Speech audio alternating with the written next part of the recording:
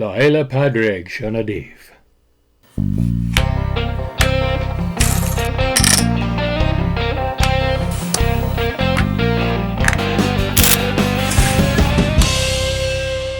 In County Armagh in the north of Ireland on March 10th, the Festival of St. Patrick begins, and it lasts a week or more. Armagh City is the home of St. Patrick. It's the place where he began his mission around the middle of the 5th century. The city has not one but two cathedrals named for the former slave, shepherd, and God's own beacon to the people of Ireland. Armagh in Ulster is where at least one of my relatives came from, originally from that bigger island to the east we know as Scotland.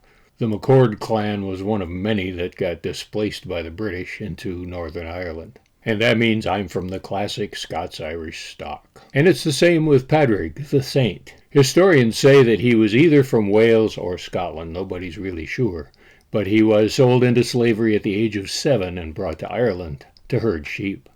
They say everybody's a bit Irish on St. Paddy's Day. And so in honor of the homeland, of the wearing of the green, of corned beef and cabbage, toe-tapping tunes, green beer, and Celtic crack, here are a few games particularly suited to your St. Patrick's Day party.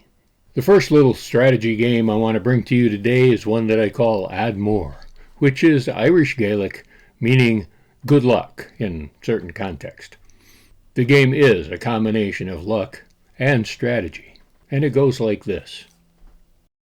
Ádh Mór is played on a 6x6 checkerboard, and each player gets 18 pegs, either light or dark. There's a typical 6-sided die and a special die with 3 white sides and 3 black sides. 4 pegs of each color begin the game near the corners, as shown here. On each turn, you will roll the 2 dice and choose how to use them. The bicolored die indicates which squares on the board are relevant to the current turn. You can use your turn to place a peg on a space of the same color indicated by the bicolored die. Or you can choose a peg that sits on that color and move it, the number of spaces indicated on the standard die. Moves can be in any direction, changing direction whenever you wish. Your peg cannot land on the same space twice in the same move, and it's not allowed to jump a peg over another peg. Obviously, you can't land in the same hole where a peg is already placed. There's no capturing in this game. Once a peg is placed on the board, it stays on the board. The object of all this is to restrict your opponent so they can't complete a legal turn.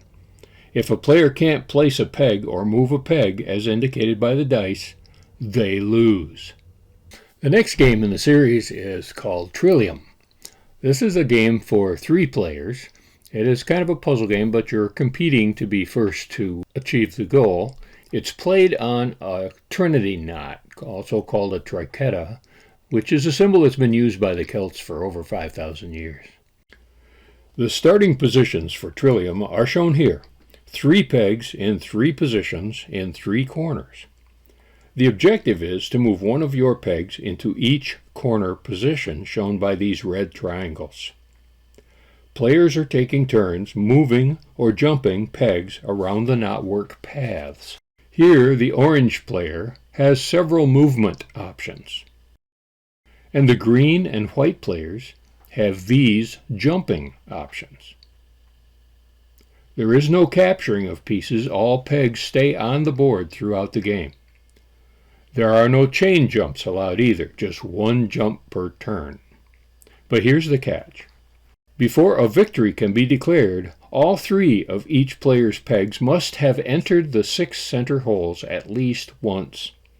To keep track of this, when a player's peg enters one of these 6 positions, they take a chip of their own color.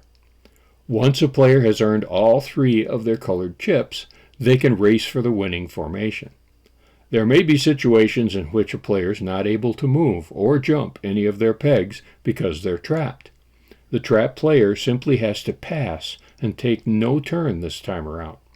You should try to avoid this situation if you can.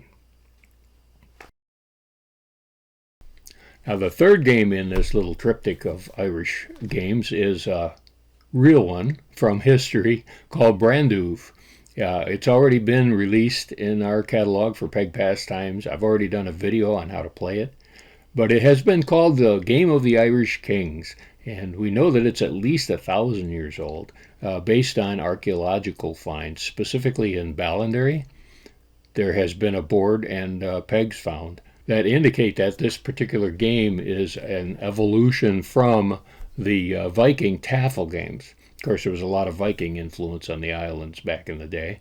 So if you'd like to know more about Brandubh, go check out my video on the subject. I'll put that link in the show notes, and go to the website at NewVenture.com and see for yourself.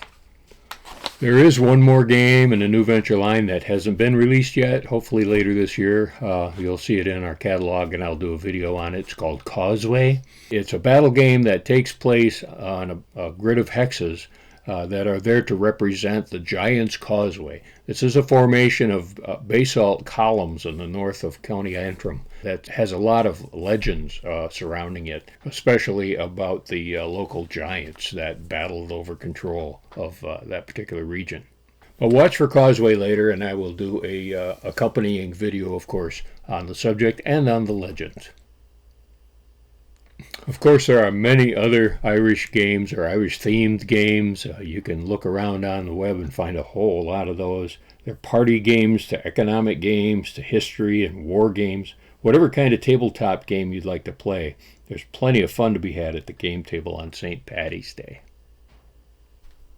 So whether you play one of these games I've just described or some other game for St. Paddy's Day, remember what I always say. Cúvnig a immert dachla.